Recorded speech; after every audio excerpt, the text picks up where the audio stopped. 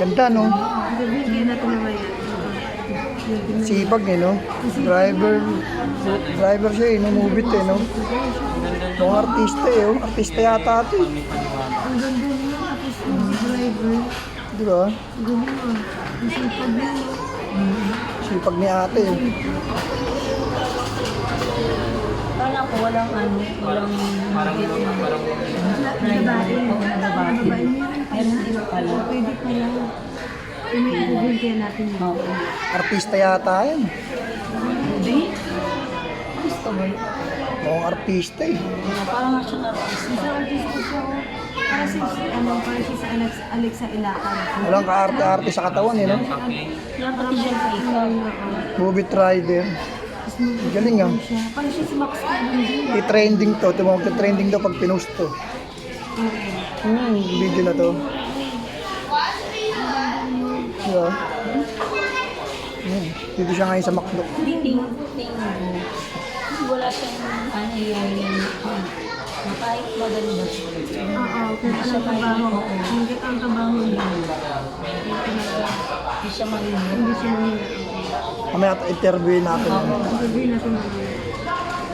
Ganda, eh, oh. Pwede mag-artista, oh. Ayun, ang ganda niya.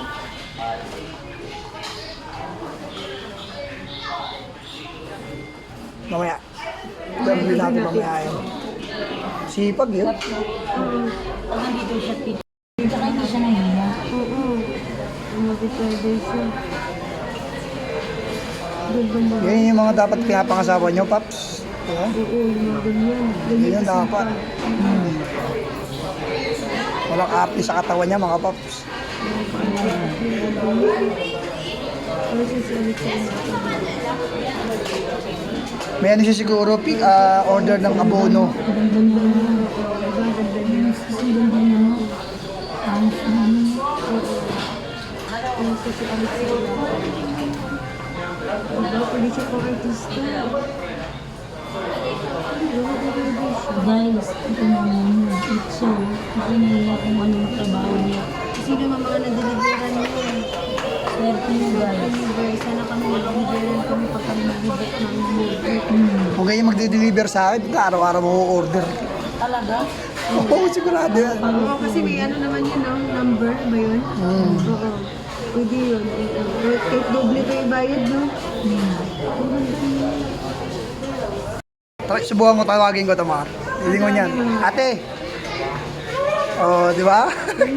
Ang ganda, oh. Oh, di ba?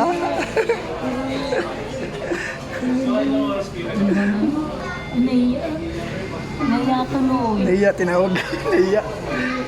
Alam natin mamaya anong pangalan.